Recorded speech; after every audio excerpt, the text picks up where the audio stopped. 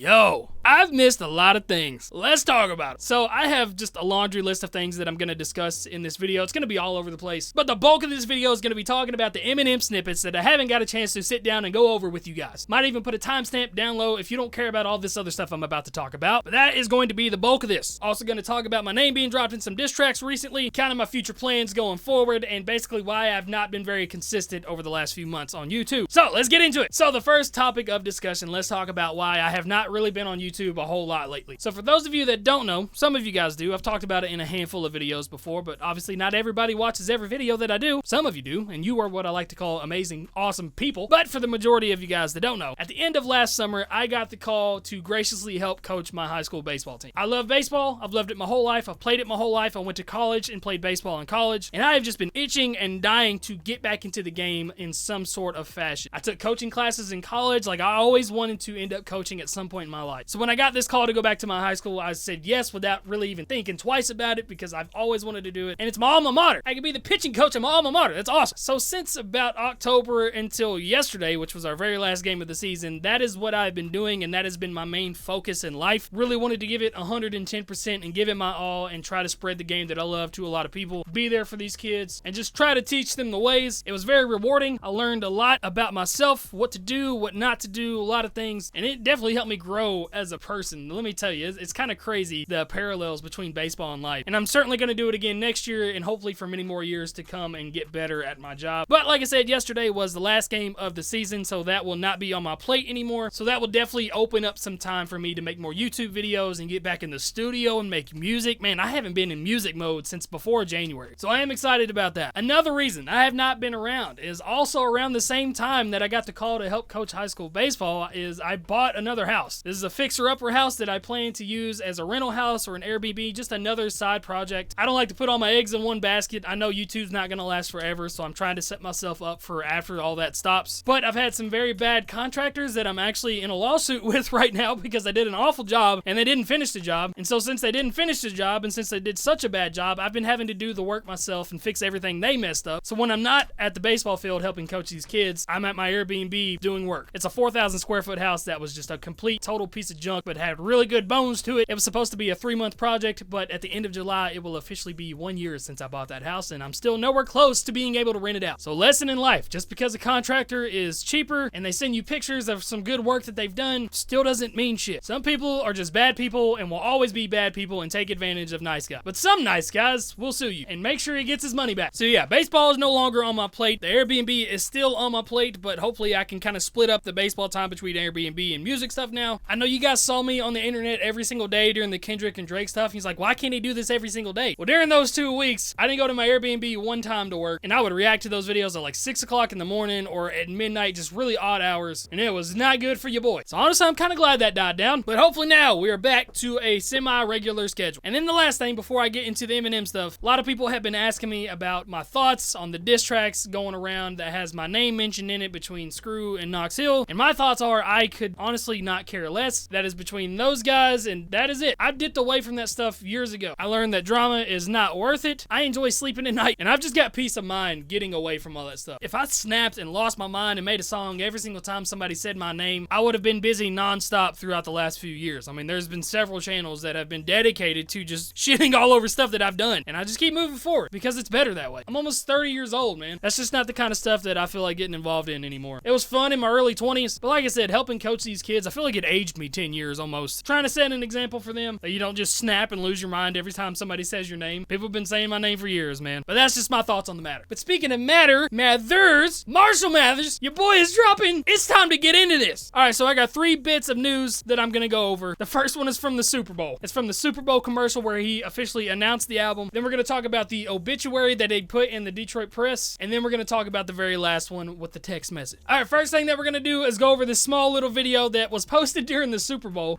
The Detroit Murder Files. Through his complex and oft-criticized tongue-twisting rhymes, the blonde anti-hero known as has had no shortage of enemies. He's not a friend. He's a psychopath. The same rude lyrics and I hope 50's controversial on it. antics may have ultimately led to his demise. So who killed Slim Shady? Join me as we recreate the events that led to the murder of Slim Shady.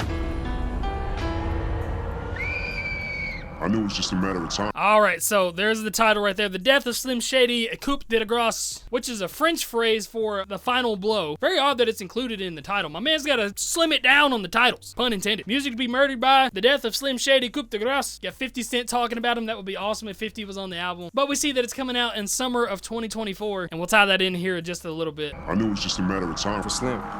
Fuck.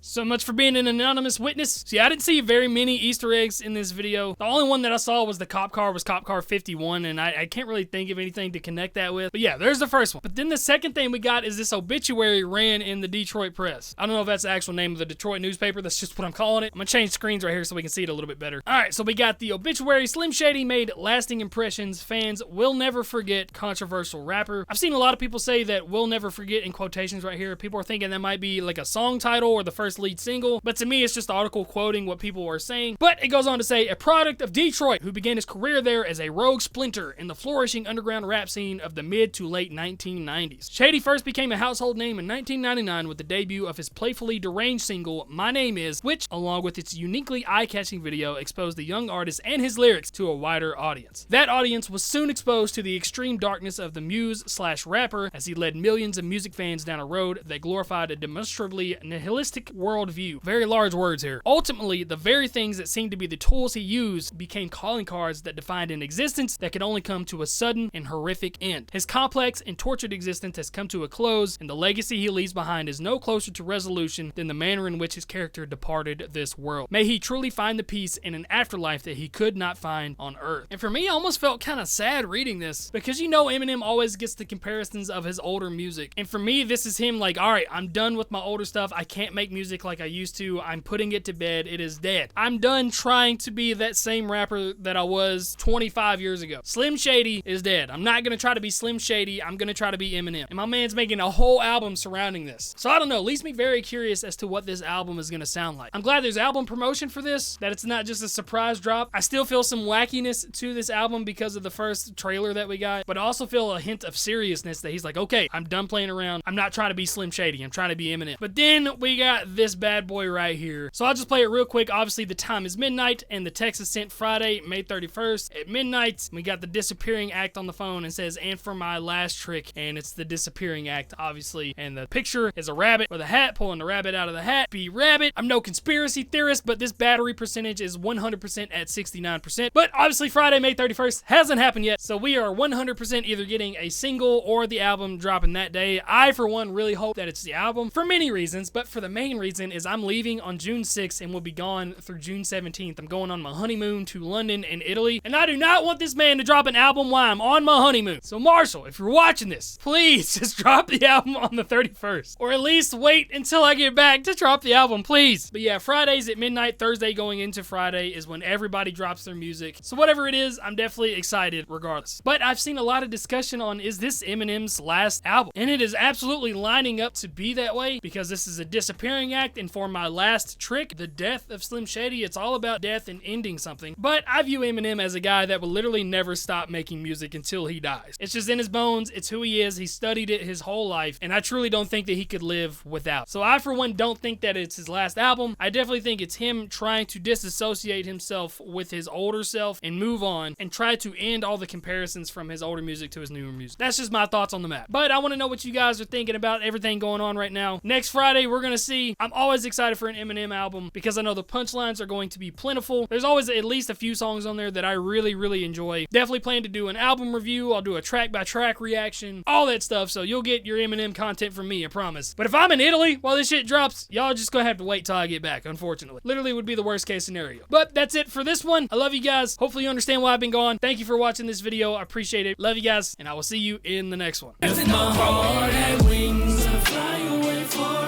far from the light, 'cause I like the dark. If my heart had wings, in the dark all those mirrors don't shine, and I never have to look myself